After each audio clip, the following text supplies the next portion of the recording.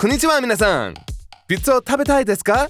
Here's something that'll make you feel old. If you were to make an equivalent series to that 70s show set in the 90s with the same time difference, you would start airing it next year.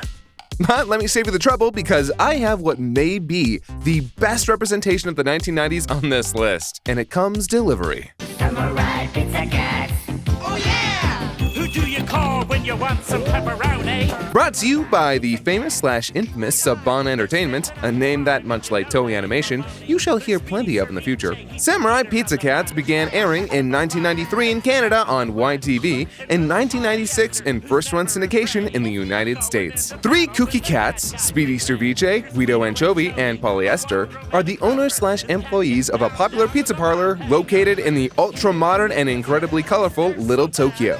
They defend their city and the royal family from the machinations and machinations of the villainous Paul Lind. I mean, Big Cheese. Between the killer robots, ninja crows, and an emperor whose coronation must have involved a lobotomy, they find themselves challenged by a lot worse than getting their pizzas delivered on time. Go eat a pizza pie!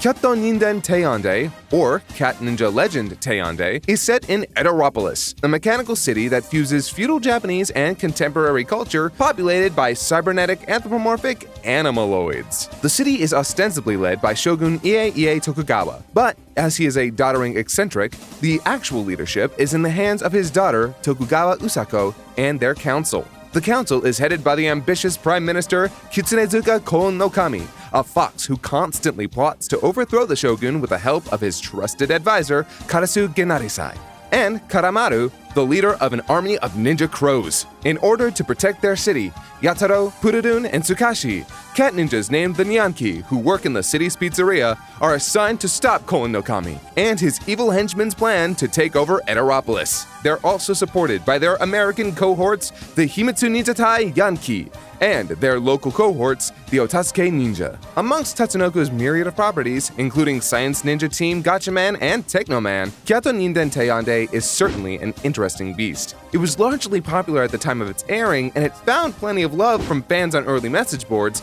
but overall merchandising for the series was minimal, and it would languish without a proper home release for just over 2 decades. However, it did sell notably well at the time of its release in 2012. Tecmo did produce a Famicom game that never made it to the States, but you can easily find ROM hacks online that translate the whole game into English, including localizations to match the Samurai Pizza Cats dub. There was also a pitched sequel series, Kyoto Keisatsu Beranmei, or Cat Police Beranmei, but it never made it past early planning.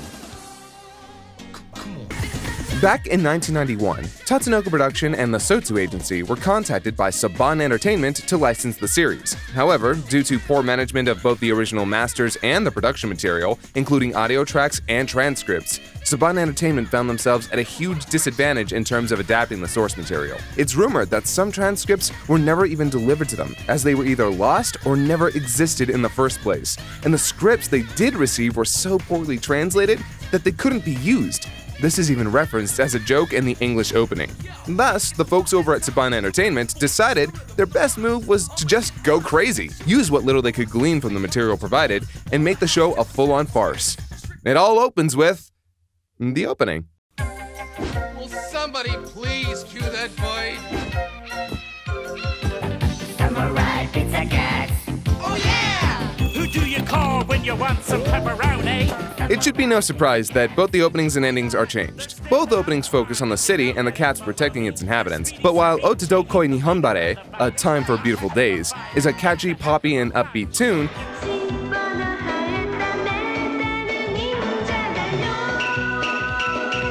the American opening is more focused on making jokes about the series and the characters within it, and is sung by one of the writers, Michael Arrington, imitating Paul Lind. In my humble opinion, they both nail their respective tones perfectly. As an aside, according to producer Andy Thomas, Arrington, allegedly credited as singing sensation Googie Gomez, had been drinking prior to the recording session for the song, and as a result, accidentally stuttered on one line. This cat gets down with a love hangover. That mistake was kept in the final version of the theme. The Japanese ending, To Be Yourself, is much more toned down and generic early 90s fare.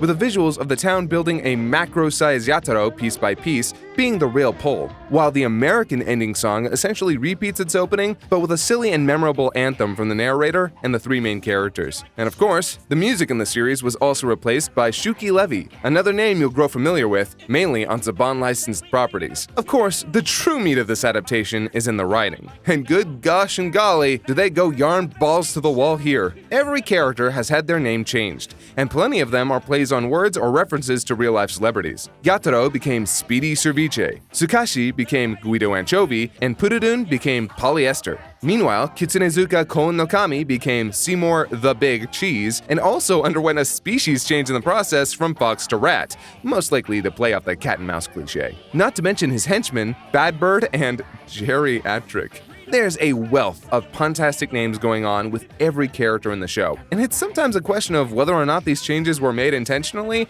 or if they had no choice due to a lack of proper transcripts. Sadly, due to copyright laws in the United States, the New York Pizza Cats had to lose their referential names of Michael, Madonna, and Prince, replaced with the Sundance Kid, Dee Dee, and Cosmo. It should be noted that, in the American version, they're samurai instead of ninja. This is almost certainly due to the fact that the Teenage Mutant Ninja Turtles had already well established themselves, and to differentiate them, they simply chose another ubiquitous Japanese trademark. Because who cares about Ronin warriors? We do. But names and titles are almost negligible when compared to the dub's total rewriting of dialogue. The series relied heavily on a Monster of the Week format that didn't emphasize much story progression or character growth, with the most common connecting tissue being support characters that they introduced throughout the series.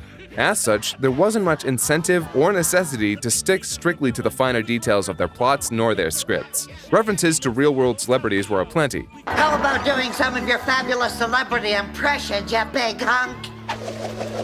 Who's that, Liza Minnelli? With more than its fair share of pulls from classic American films and pop culture, Now is the winter of our discontentment. Oops, sorry, wrong show. as well as a ton of wordplay to boot. I thought you said this was gonna be a meeting of criminal masterminds. Yes, my relatives. The theory of relativity.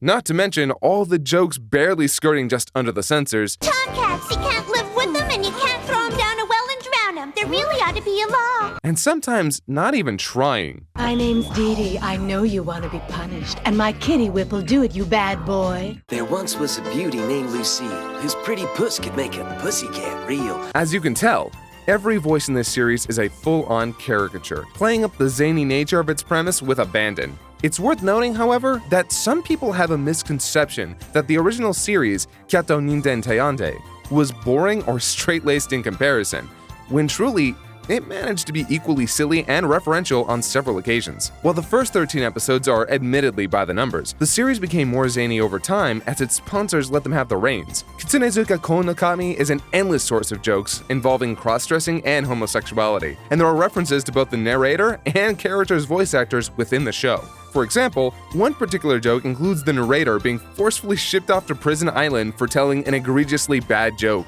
including an actual picture of his voice actor's face on top of an animated body. And as with many Japanese comedies, the puns, they are aplenty. One of the craziest and honestly darkest jokes in the series comes from episode 12 of Kyato Ninden Teyande, episode 11 of Samurai Pizza Cats, where Koun no Kami, the Big Cheese, and his gang watch a recap of all their past mistakes. Each of the Pizza Cats are given statistics. Yataro/Speedy is an idiot, always hungry, has testicles, and is constantly poor. Purudun/Polly's lists her ears, her chest, and her crotch, with a series of X's no less. But Tsukashi/Guido? Well, he has a brain tumor, tuberculosis, athlete's foot, and AIDS.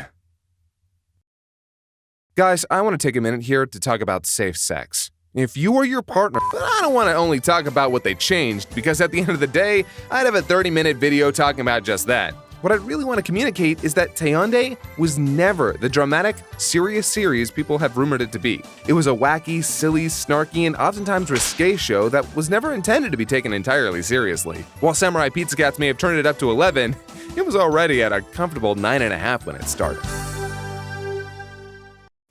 As we talked about before, Kyato Ninden Teyande wasn't quite a footnote in the history of Tatsunoko, but it didn't exactly take off either. While it pulled some great ratings during the original run, its merchandising was poor at best, and the lack of a full home release until 2012 did it little favors. Interestingly enough, this mirrors Samurai Pizza Cats in a lot of ways. During its initial run, though it didn't excel in the ratings, it built a pretty solid cult following that would only grow over time, and interest would find itself firmly renewed with its own home DVD release via Discotek in 2013, as well as the original Kyato Ninden Teiyonde. The company would also release a standard definition Blu-ray set of Samurai Pizza Cats in 2016. The question is, did the alterations Saban made to the franchise help Samurai Pizza Cat succeed? As will continue to be the case here on SMS, this is all personal opinion and retrospection, but I wholeheartedly believe the efforts made on the behalf of Saban to localize the series were to its benefit. Japanese comedies are a difficult breed for Americans, as their kids' fare commonly relies heavily on visual timing and deeply ingrained cultural context. With dialogue, it's often all a matter of expectation and denial, usually followed up or accompanied by an over-the-top visual gag. Referential humor and wordplay are also not at all uncommon, and these tend to further complicate the issues for Americans, as these references are either completely lost on us and/or the puns are impossible to translate. American comedy, especially during the 90s, often relies on referential humor, stemming all the way back from old Looney Tunes shorts. It also encompasses its fair share of wordplay and punnery, which, like any language, is nearly impossible to translate. Furthermore, Japanese is a pitch accent language, while English is a stress accent language, making it incredibly difficult for delivery to play a part universally without reworking sentence structure, word choice, emphasis, and tone. Lastly, we're huge on sarcasm, which in Japanese doesn't really exist. So that being said, how do you translate a comedy from a significantly different culture, equipped with a structurally different language, and still deliver on the laughter? Well, the truth is, you have to scrap all the original jokes that don't translate and rework some of the ones that are less effective in English due to cultural or language differences. In this regard, the changes that Saban made to better deliver on the comedy were largely a success, giving us an irreverent, wacky, snarky, if not a little dated and hokey, dub that stuck in people's minds as something both contemporary and yet reminiscent of the comedy of Hollywood through the latter half of the century. Now, was it exceptionally well written? Does it hold up with the likes of Mel Brooks, Conan O'Brien, Steve Martin, or George Carlin? Other series of its time like The Simpsons, Animaniacs, Seinfeld, or early Saturday Night Live? Not particularly. To be honest, the greatest source of comedy to be found here is just how off-the-wall and non-stop the flow of comedy is, taking this old Japanese property and putting it through its paces to make something that feels almost entirely new. Furthermore, one overarching issue to be found with this, and numerous other dubs of comedy anime, is that they sometimes go a little overboard. You ain't whistling Dixie, Daddy-O. That dragon's packed with ninja crows, hungry for a fight. In fact, they're just plain hungry. They want to know when lunch is. Forget about lunch.